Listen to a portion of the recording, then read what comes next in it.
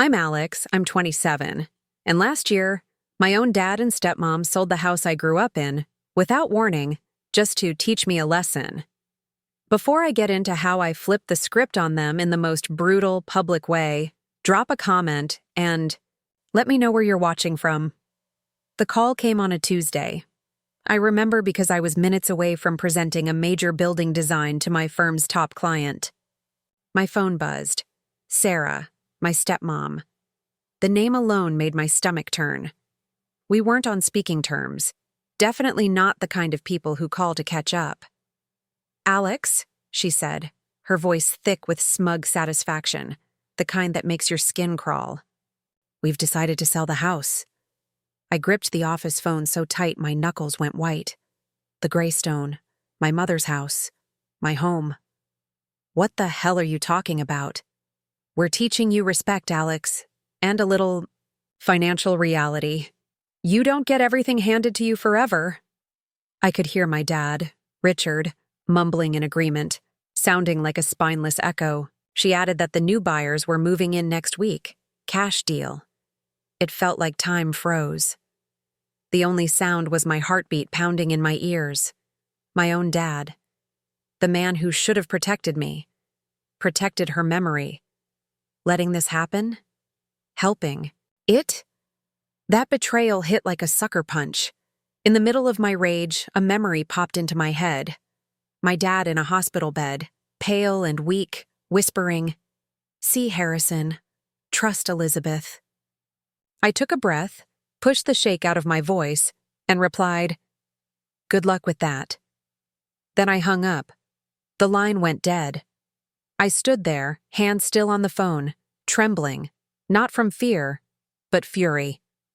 I turned and slammed my fist into the office drywall. The sharp jolt through my arm was grounding. It reminded me I was still here. And when that pain faded, all I had left was one thought. They'd started a war, and I was the only one with ammo. I stared at my bruised hand, then the phone. "A promise is a promise, Dad," I muttered into the quiet. I didn't know it then, but that was just the beginning. I had no clue how deep the betrayal went, or what I'd have to become to uncover it. The first call I made wasn't to a lawyer, it was to an airline. An hour later, I had a one-way ticket to Chicago for that evening. My boss, Mr. Davis, a good man, looked at me, read my face, and just said, "Go. Family first. Your project'll be here when you're back." The flight passed in a fog of engine hum and recycled air. A perfect setting for ghosts.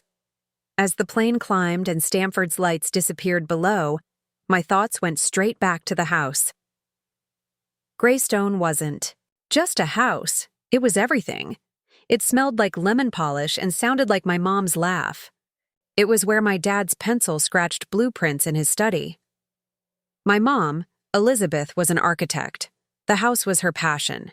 She spent years restoring it, not just to its old beauty, but something more. She'd walk me through each beam, and molding, hand on my shoulder, saying, "A house has a soul, Alex. You just have to be quiet enough to hear it." She was that house's heart. My dad was its steady hand. We were a team. Then came the cancer. Quiet at first, then it ripped through everything. And when it was gone, so was she. I was 16. Suddenly the house felt like a tomb. Empty. Quiet. Her warmth vanished. My dad and I became two shadows drifting through a space full of ghosts. He was broken. I see that now. Desperate to cling to anything that felt new. That anything was Sarah. She came in 2 years later, loud and full of opinions. Everything my mom wasn't. Where my mom saw charm, Sarah saw outdated. She moved in with her son, Ben, a guy a few years older than me who walked around like the world owed him something. The changes came fast. First it was furniture, new couch, new rug. Then one day I came home to find the giant oil painting of my mom gone. It used to hang in the main hall. Now there was a soulless, abstract mess on the wall. "Where's the painting?" I asked, jaw tight. Sarah just waved it off. That old thing? It's in the attic. Too somber. We need some brightness around here. I turned to my dad. He didn't even look at me, just stared into his coffee like it had all the answers. That's when I knew. He wasn't just letting this happen. He was choosing it. Choosing her. Choosing easy. Choosing to erase everything we had before. That day, I started planning my escape. I applied to colleges as far away as I could. I needed air. Space. Somewhere untouched by betrayal. The plane's speaker crackled. We were descending into O'Hare. The memories faded, and the cold present snapped back. I took out my phone and dialed a number I hadn't called in years. My Aunt Clara, Dad's sister. She picked up on the second ring. Alex? Her tone was guarded. We hadn't talked since I left for school. Sarah had done her best to cut off Dad's family, calling them judgmental, unsupportive. Aunt Clara, I whispered. I'm flying in. Sarah said, They're selling the house. There was a long pause. When she spoke, her voice was sharp. The caution was gone. I knew this day would come. That woman's a viper. Then her tone changed, serious and heavy. Listen to me, Alex. Be smart. Don't trust her. Don't show your cards. This isn't just about the house. With her, it never is. What do you mean? I asked.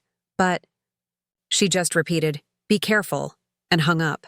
I rested my head against the cold plastic of the airplane window. Below me, Chicago lit up like a blanket of stars.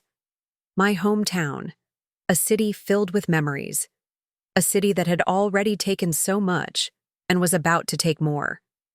This wasn't a trip home. It was a battle. Aunt Clara's warning rang through my mind. This isn't just about a house. Back then, I thought I understood, but I didn't. I had no clue just how much worse it was going to get. From the airport to Greystone felt like driving through a dream I couldn't wake up from. Every corner was haunted, and when I finally turned onto our block, there it was. The first thing I saw. A bright, shiny for sale sign stabbed right into the front yard. On the front lawn, a giant sold banner was slapped across the for sale sign, courtesy of Ben Reale Group. Of course, Ben had gotten his real estate license a couple years back, and it was clear he was using our family pain as his big career moment. It made me want to throw up. I tried the old key. It still worked. The second I stepped inside, I felt like I'd been punched. Everything warm and familiar about the house was gone. The welcoming, lived-in home I remembered had been turned into a cold, lifeless model unit in some overpriced development. Beige walls, gray furniture, nothing real, nothing with a soul. Well, look what the cat dragged in, Sarah sneered from the archway, swirling a glass of wine like she was queen of the place. Ben lounged on a brand-new leather couch that looked like it belonged in a mall, thumbing through his phone like he owned the world. Where is he? I asked, keeping my voice cold. Your father is resting, Sarah said, sharp and clipped. Doctor said he needs peace. You can't just come in here and upset him. I'm his son, I said through gritted teeth, and I'm going to see him. That was the start of a full-blown war. For the next few weeks, Sarah and Ben did everything possible to shut me out. They told me Dad was sleeping when he wasn't. They blocked calls from his friends. They scheduled medical appointments without telling me. It was all strategic, a complete lockdown to keep him under their thumb. But I wasn't going anywhere.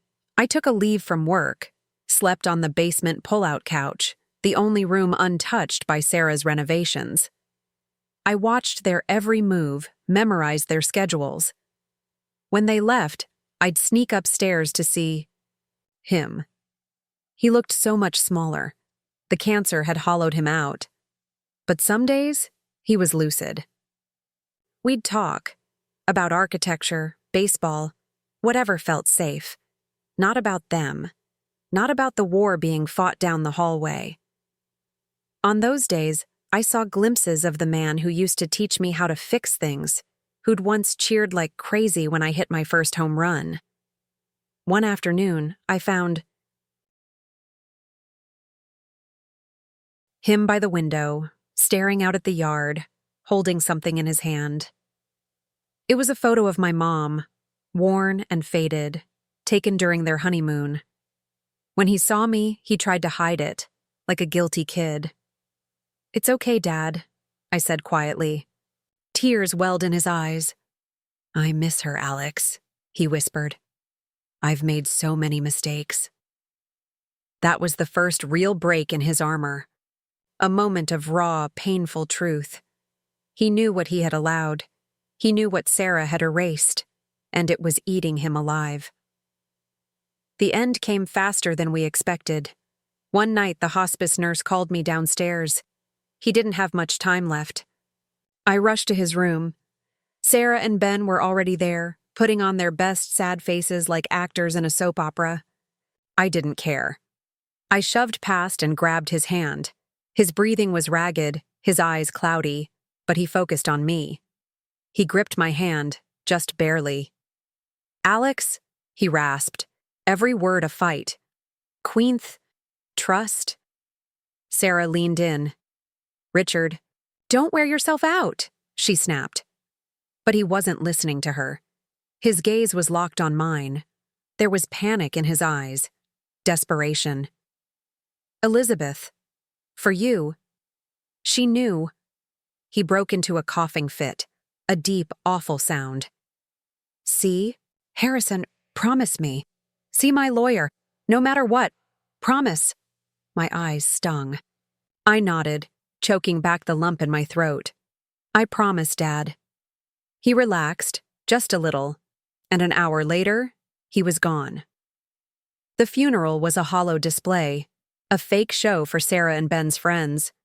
Nothing about it felt like my father.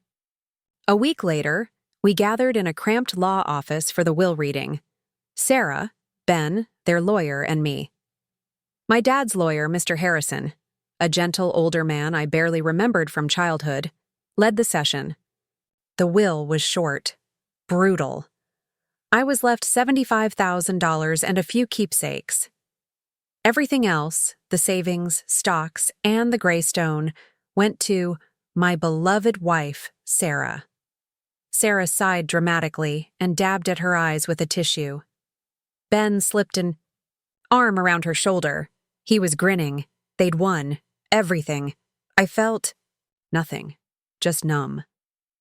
Then I remembered Dad's face. His final words. "See Harrison."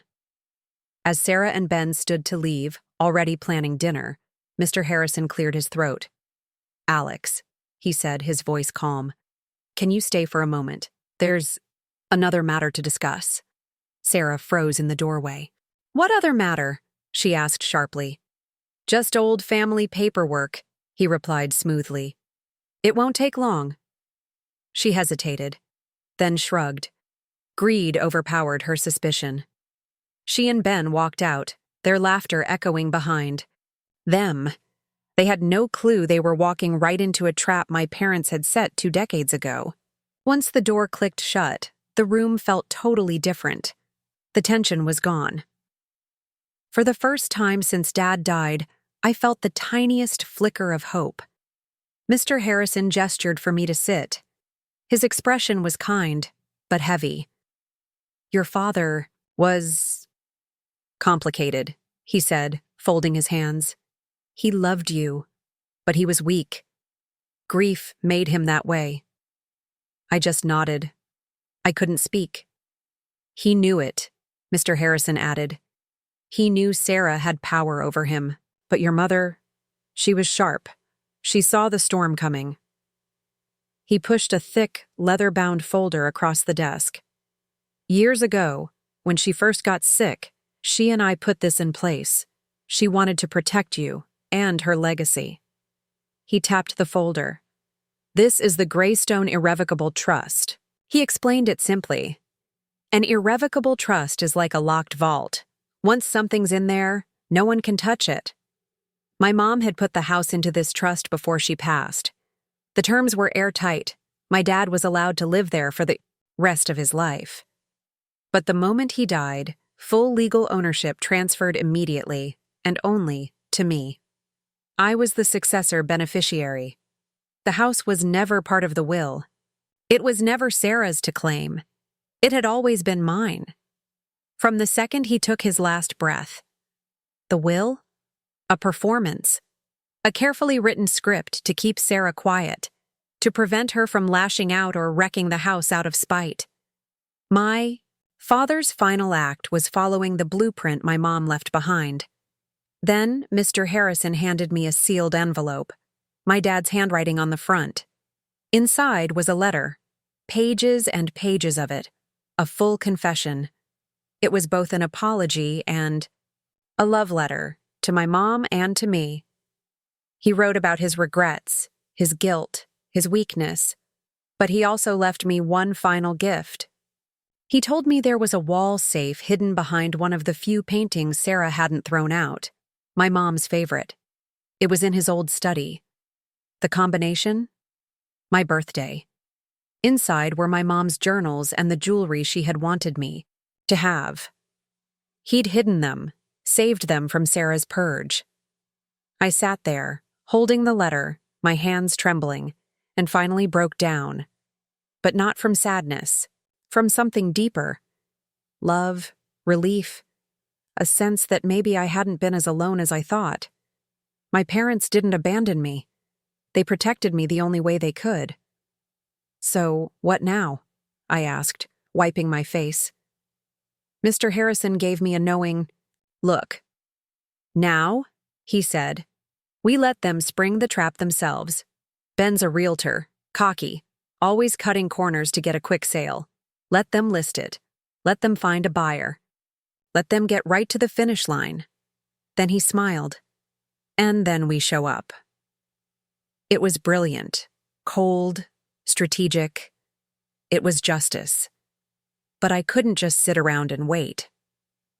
The next day I went to the county records office. It took some time, but I found what I needed, the original deed, signed by both my parents, officially placing the house in the trust. Holding that paper felt like holding armor. I went back to the house under the excuse of grabbing a few last things. Instead, I walked into the backyard, to the overgrown patch that used to be my mom's rose garden. Sarah had let it rot. The whole place was a tangle of weeds. I spent the afternoon on my knees, pulling thorns, clearing out nettles, digging, down to the soil. My hands were scratched, my back ached, but it felt good. It felt like reclaiming something. As the sun dipped low, Ben appeared behind me. "What the hell do you think you're doing?" he snapped. "Landscaping for the new owners?" "Don't bother," he added smug. "They're paving the yard for a pool." I didn't even flinch. I just looked up at him from the dirt, sweat dripping down my face, and smiled. An actual smile. Calm. Certain. "You'd be surprised what can grow back," I said, "if the roots are strong enough." He rolled his eyes, muttered something, and stormed off. He thought I was some pathetic loser playing in the dirt. He had no idea I was digging the grave for his career. Closing day came fast, a week later. The sky was gray, the air thick with that weird stillness that always comes before a storm. Classic Chicago. I met Mr. Harrison at a coffee shop near the title company's office. He was in full battle mode, best suit, briefcase in hand, serious face on. "Ready, Alex?" he asked, handing me a coffee. "I've been ready for 10 years," I said. We walked in 5 minutes late, on purpose. Everyone was already seated. Sarah was in her full glory, gaudy designer outfit, dripping with fake grief. Ben was schmoozing, full of himself. My dad sat off to the side, silent and tired. Across the table sat a nervous-looking couple, the Kellys, young, excited, clueless buyers. A title agent, Ms. Albright, was running the show, surrounded by stacks of documents. The room fell dead quiet the second we walked in. "Alex?" Sarah spat, her face twisting. What are you doing here? This is a private meeting. I'm just here to make sure everything goes smoothly with the sale of my house, I said, sliding into a seat. Mr. Harrison sat beside me, calmly setting his briefcase on the table with a firm thud. Ben chuckled. Your house? Yeah, I think...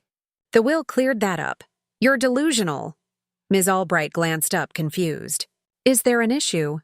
No problem, Sarah said quickly, waving a hand. He's just my bitter stepson.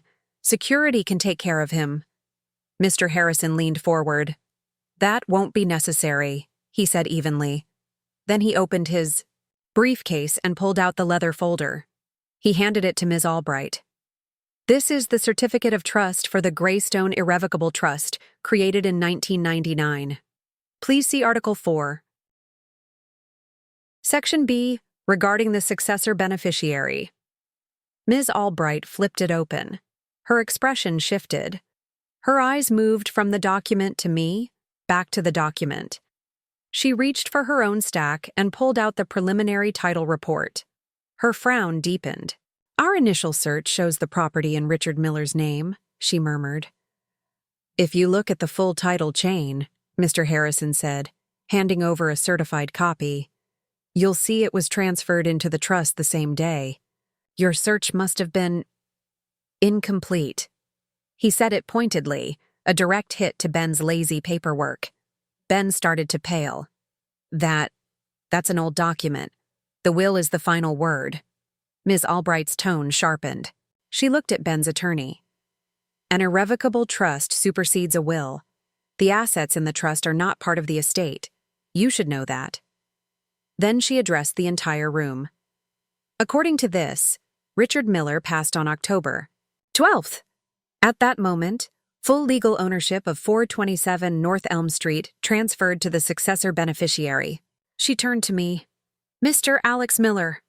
The room dropped into suffocating silence. Then it exploded. That's not possible, Sarah screamed, jumping up. He's lying. That's a forgery. All state certified, ma'am, Mr. Harrison replied coolly. Ben was ghost white. His real estate career just imploded. He had listed and sold a house his client didn't legally own. The lawsuits would bury him. The Kellys looked devastated, like someone had just set fire to their dream. But I wasn't looking at them. I was looking at my father. He didn't shout. He didn't argue. He just sat there, hunched and broken. His eyes met mine, and I saw it all, the guilt, the loss, the final realization that he'd let this happen. That he had failed her. Failed me. And for what? For nothing. He looked more ghost than man, just gray and empty. He'd let a lie steal everything good from his life. And now there was nothing left. Nothing but consequences. Albright snapped. The folder shut so hard everyone jumped. This sale cannot proceed, she announced, her voice like a gavel. There is no legal transfer of title to be made from the sellers. Then she looked directly at me. Congratulations, Mr. Miller. It appears the house is yours. The next few moments were a blur of controlled chaos. Albright leaned in close, whispering to the stunned Kellys. Ben's lawyer was trying to calm his client, who was now mumbling something about a clerical error. Sarah, meanwhile, was absolutely vibrating with rage. She turned on me, fury carved into every inch of her face. You did this. You went behind our backs. After everything we did for you. I stood, calm. I met her eyes without blinking. For the first time, I wasn't the awkward kid she could push aside. I was the man who now owned her world. Everything you did for me, or everything you did to me.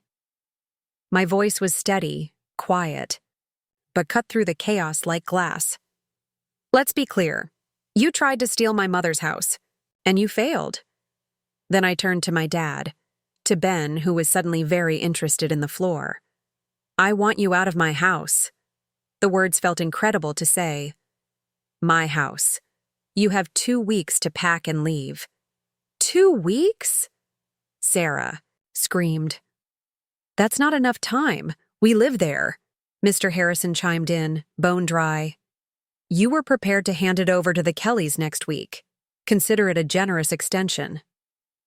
We left them to their wreckage. The final confrontation happened that night. I returned to the house to find them packing, surrounded by boxes, the tension in the room so thick it felt like a storm about to break. Sarah tried a new angle. Tears. Alex, how could you do this? To your father? To us? We're family. I didn't flinch. Family doesn't try to cut each other out of their lives for profit. I looked at her. Family doesn't erase a dead woman's memory to make room for modern furniture. Then I turned to my dad. He looked up, finally meeting my eyes. His face was pale. Alex, I'm sorry. Are you? I asked, flat. I crossed the room to the bookshelf and pulled out a leather photo album. I opened it to one page and laid it on the coffee table in front of him. It was a picture from my 5th birthday. Him, Mom, and me, covered in frosting and laughing like life couldn't touch us. Are you sorry you did it? Or just sorry you got caught? I asked. Tell me. Look at this photo and tell me what you were thinking? His eyes locked on the image, and the last of his composure cracked. A ragged sob broke out of him. I don't know, he cried, burying his face in his hands. After she died, everything felt gray. Sarah brought color back. It was easier. I was a coward, Alex. I was weak. And I failed you both. It was the truth. Raw, pitiful, honest. He hadn't been evil. He'd been hollow. And somehow, that was even harder to forgive. I listened to him sob, and I felt a flicker of pity, but it was faint, like something from far away. The wound was still open, still bleeding. I heard you, I said quietly, but I can't fix this for you. That's your burden. I turned. To all 3 of them. 2 weeks, I said again. Then I walked out of the house and didn't look back. I had drawn a line in the sand, and for the first time in my life, I stood on the right side of it. The house was mine. Now I had to figure out what that really meant. The next 2 weeks passed in silence. I checked into a hotel, giving them space. I didn't want to see them box up the life they tried to steal. When I returned on the final day, the house was empty. Their furniture was gone, leaving dusty outlines on the floors like ghosts of greed. The silence was heavy, almost sacred. It didn't feel like a victory. It felt like a war zone after the battle. Remembering my dad's letter, I made my way to his old study. The painting he mentioned, a landscape of the Oregon coast, still hung there, ignored by Sarah. My hand shook as I lifted it. Behind it, a wall safe. I punched in my birthday. A soft click. The door swung open. Inside was a velvet pouch and a stack of leather-bound journals. I reached for the pouch first. My mother's wedding band slid into my hand. Then the locket, the sapphire earrings she wore every Sunday. The metal was cold at first, but warmed quickly in my palm. I clutched them, breath shaky like I was holding her again. Then I opened the journals. Page after page of her handwriting, elegant, precise, and familiar. Her thoughts on design, life, love, on me. Near the back, tucked into the final journal, was a letter. Addressed to me, dated just weeks before she passed. I unfolded it carefully. It was filled with love, hope, strength. She told me to keep going, to be kind, and to never let anyone dim the light inside me. I sat on the floor of that empty room and cried harder than I had in years. That letter, that was my inheritance. Not the bricks. Not the title. This. Her love, reaching through time, shielding me. A few days later, Aunt Clara came by. She stepped into the empty house, looked around once, and hugged me so tight it nearly broke me. I'm so proud of you, Alex. She whispered. Her voice cracked with emotion. You knew, didn't you? I asked. About the trust. She nodded. Your mom made me promise. I was the backup if Harrison couldn't reach you. She told me to stay out of sight. Sarah would have seen me as a threat. Staying away. It was the hardest thing I've ever done. Then she handed me a small, faded bank book. Speaking of promises. I opened it. It was a savings account under her name. Every few months, $500 here, $1,000 there, transfers made to my account while I was in college. Always when things were tight. Always when I needed it most. That was you? I asked, stunned. A promise is a promise, she said, echoing my own words. Family takes care of family.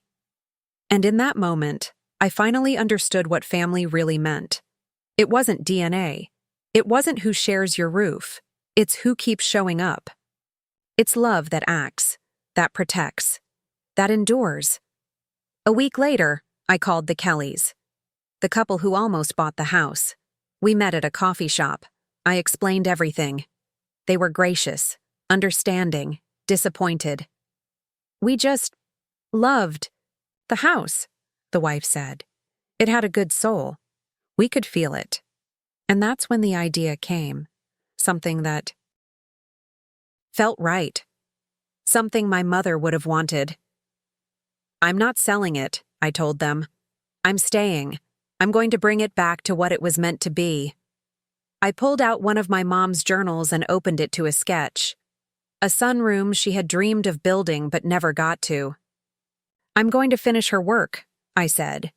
Then I paused, looked up at them. But I know you're looking for more than just a house. You want a home. My mom was an architect. So am I. Let me help you design something beautiful. No charge. Consider it an apology for all this. Their eyes lit up, and for the first time in a long time, so did mine. They looked at each other, then back at me, and their faces lit up. It wasn't just a second chance for them. It was one for me, too. I wasn't just reclaiming something that was taken from me. I was finally stepping into a future I was building with my own hands. I was done being a ghost in the life my parents built. It was time to become the architect of my own. The weeks that followed were full of sweat and aching muscles. I started with the floors, tearing out Sarah's cheap, soulless gray carpet and uncovering the beautiful hardwood my mom once restored with her own hands. I sanded them, stained them, brought back that warm honey gold glow that made the house feel alive again. It started breathing. Every blister, every bruise, it was all part of something bigger. It felt like healing. One Saturday, I was priming the living room walls. Paint splattered in my hair, shirt soaked in sweat. I heard the doorbell ring. I opened it. My dad was standing there, older, smaller than I remembered, eyes shadowed with regret. He was holding something, his old red toolbox, the one he always used on weekend projects. He didn't launch into an apology, didn't explain. He just glanced around the doorway at the half-painted walls, then looked back at me. I heard you were fixing the place up, he said, voice low. I was always good at cutting in the edges. I just stood there, paintbrush in hand, frozen. Every part of me wanted to close the door. The memories, the hurt, were still alive in my chest. But I looked past him, through the porch window to the rose garden out back, the one I had cleared. Tiny green shoots had started to break through the dirt. Life was coming back. Maybe healing doesn't mean erasing the pain. Maybe it means choosing to let something grow in the places where we were broken. I couldn't forget what he did. Maybe I'd never fully forgive him, but I could choose to forgive the man he was trying to be. I stepped back and held the door open. I could use a hand, I said. He looked surprised, then nodded. It was small, hesitant, but it meant everything. He stepped inside, back into the house he lost, and picked up a brush. We didn't talk much. We didn't need to. We just painted. Stroke after stroke. Color returning to the walls and maybe, just maybe, to the space between us. The silence was thick, uneasy, but not angry. It was the silence of people trying, starting. It wasn't a fix. It wasn't closure. But it was a beginning. My inheritance wasn't just brick and timber. It wasn't just old photographs and letters. It was this, a legacy of love, of mistakes, of forgiveness, of second chances. It wasn't a perfect story. It wasn't a clean slate. It was messy, flawed, unfinished. But it was mine. And for the first time, I finally felt like I had the tools to build something real.